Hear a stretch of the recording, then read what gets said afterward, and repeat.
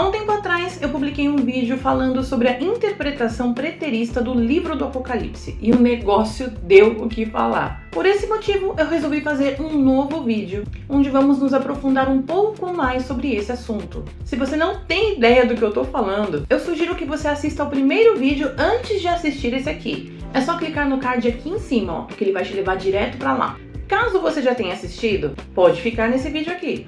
Puxa uma cadeira e senta aí que eu vou te contar tudinho.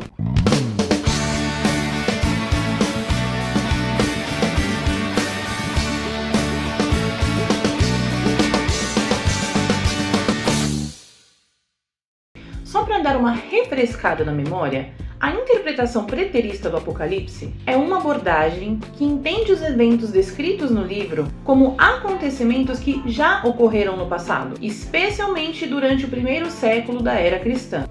Basicamente, os preteristas acreditam que as profecias do livro foram cumpridas com a destruição de Jerusalém e seu templo no ano 70 d.C. e também com a queda do Império Romano. Eles argumentam que o autor do Apocalipse, o apóstolo João, estava se referindo a eventos que estavam acontecendo em sua época, usando uma linguagem simbólica para descrever a perseguição aos cristãos, a queda de Jerusalém e outros eventos históricos significativos. Essa interpretação contrasta com outras linhas teológicas, como o futurismo, que vê as profecias do livro como eventos que ainda estão para acontecer, o historicismo, que as entende como se desenrolando ao longo da história da igreja, e o idealismo, que vê o livro como uma alegoria ou um símbolo da luta eterna entre o bem e o mal, representando verdades atemporais e princípios espirituais. O preterismo pode ser parcial, também entendido como moderado, se considera que apenas algumas profecias do livro foram cumpridas, ou completo, também conhecido como radical,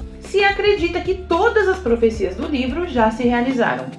Deu para lembrar, né? Então vamos adiante. Se você nunca tinha ouvido falar dessa maneira de interpretar o livro do Apocalipse, saiba que você não é o único. O preterismo é pouco difundido no Brasil, sendo a interpretação futurista ainda a mais popular entre as igrejas protestantes, e amplamente divulgada por líderes religiosos, autores de livros e pregadores, que enfatizam uma escatologia baseada em eventos futuros e iminentes. O crescimento das igrejas pentecostais e neopentecostais, que no geral adotam uma perspectiva futurista e literalista das profecias bíblicas, também contribui para a predominância dessa interpretação.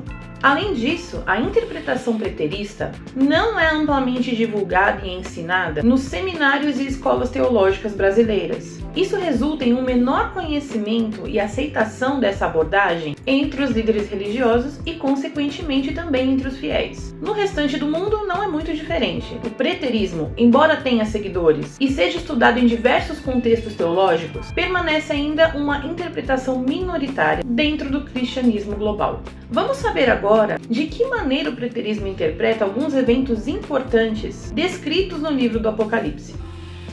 A volta de Cristo.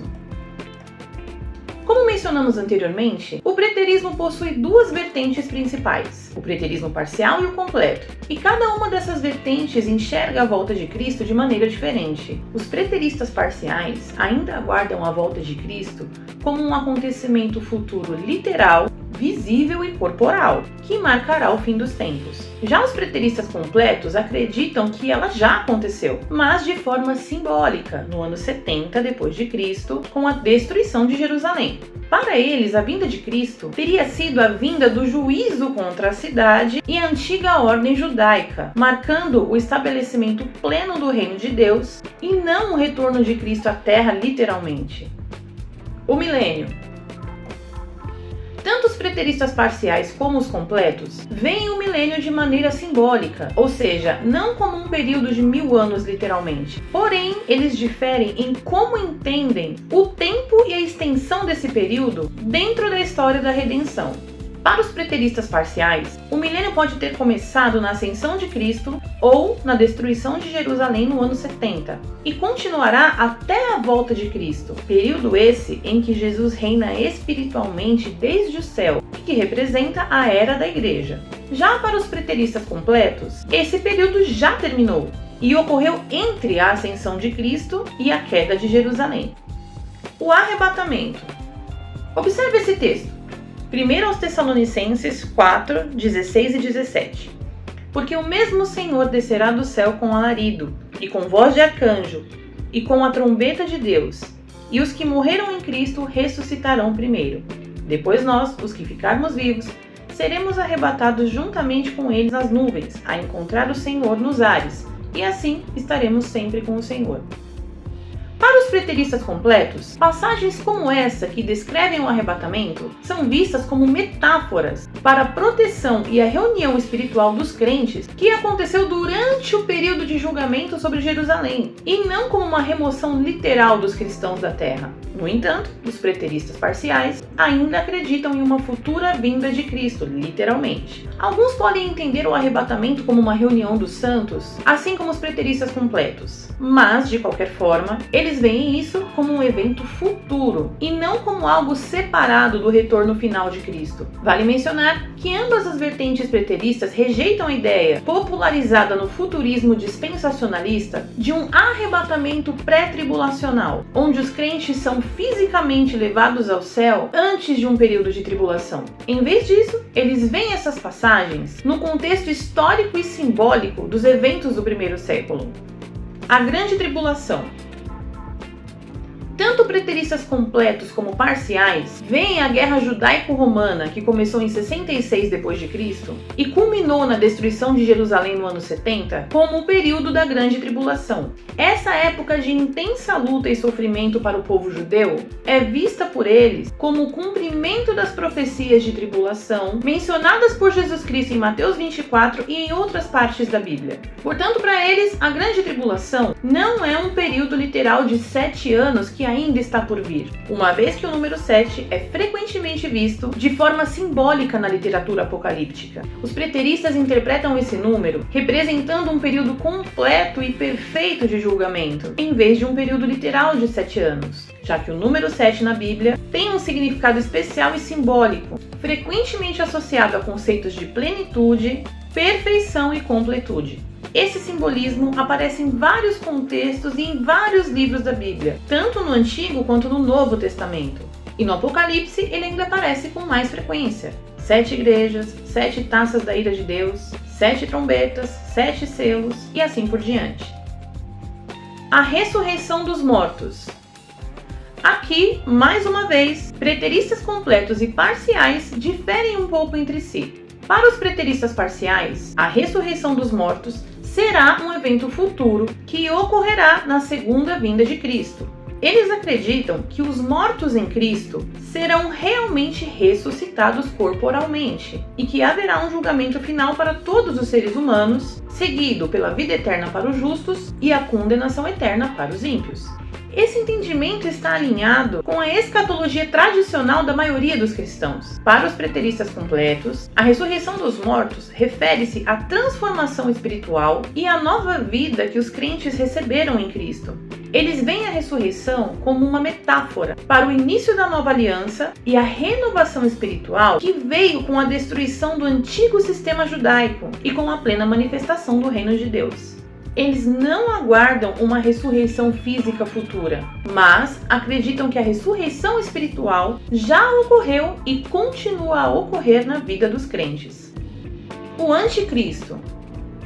Sobre isso, a opinião dos preteristas completos e dos preteristas parciais é bem parecida. Alguns acreditam ter sido Nero, mas outros nomes também são citados entre as possibilidades, como Domiciano, Calígula, Antíoco Epifânio, Herodes o Grande, Simão Bar Coquebas e o general Tito. Alguns preteristas de ambas as vertentes tendem a interpretar a figura do anticristo de maneira mais ampla e simbólica, com a sua figura interpretando sistemas ou poderes anticristãos ao longo da história, em vez de uma única figura histórica específica. Para eles, as profecias sobre o anticristo podem ter sido cumpridas em eventos históricos, como a perseguição dos cristãos sob o domínio do Império Romano, mas também podem ter um significado contínuo em termos de oposição ao evangelho ao longo dos séculos.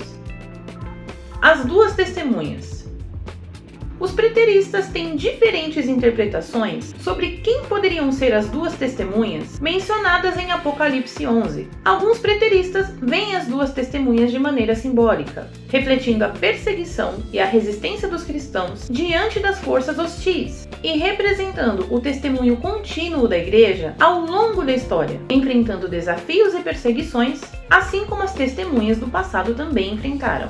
Outros preteristas apontam para figuras históricas reais e sugerem várias possibilidades. Paulo e Pedro, que foram martirizados em Roma, Tiago e João, Josué e Zorobabel, por estarem descritos no livro de Zacarias como os dois ungidos que estão diante do Senhor, Ananus ben Ananus e Jesus ben Gamaliel, dois sacerdotes judeus que lutaram bravamente até a morte durante a revolta judaica contra Roma, entre outros nomes. O juízo final. Sobre esse assunto, novamente preteristas completos e parciais têm posições diferentes. Os parciais aguardam um julgamento final futuro para todos os seres humanos, vivos e mortos, onde todos serão julgados por suas obras, havendo então uma separação definitiva entre os justos e os ímpios. Os justos entrarão na vida eterna com Deus, enquanto os ímpios enfrentarão a condenação eterna.